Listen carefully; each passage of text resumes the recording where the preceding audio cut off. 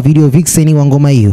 Kwa hiyo kupitia ukurasa wake wa Instagram, Bob Junior katika siku hii leo ameandika kwamba hivi: Mungu akulaze pema, video vixen wangu wa kwanza kwenye video yangu ya Oyoyo.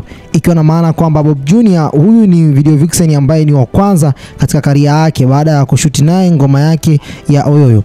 Bana, ukijaribu kufikiria namna ambavyo watu wengi wameparticipate naye katika mambo mbalimbali katika tasnia hii mpaka siku hii ya leo ameweza kupoteza maisha, kwa kweli ni jambo ambalo linasikitisha sana. Jambo ambalo kujaribu kulitafakari unapata majibu kwamba kila mwanadamu atarudi mavumbini, na kila kiumbe kilichozaliwa na mwanamke basi siku moja kitarudi mavumbini. Hiyo imeandikwa kabisa. Sasa hii ikiwa na maana kwamba Bob Junior naye pia binafsi ameweza kuumia kwa sababu kuna mambo ambayo angeweza kuyaelezea katika siku ya leo, nini ambacho kilitokea mpaka wakashuti video hii, basi watu wangeweza kushangaa sana. Inawezekana hata kwa kipindi hicho pesa ambayo alimlipa ilikuwa ndogo, au alifanya kumsaidia tu Bob Junior na hapo apige hatua katika swala zima la kujipatia riziki ya kila siku.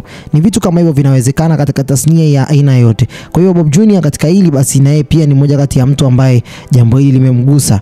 Bana, mimi sitakuwa na la ziada kwa muda huu. Roho za waumini marehemu wapate rehema kwa Mungu, wapumzike kwa amani. Amina. Raha milele wape Bwana, na mwanga milele uangazie, wapumzike kwa amani. Amina.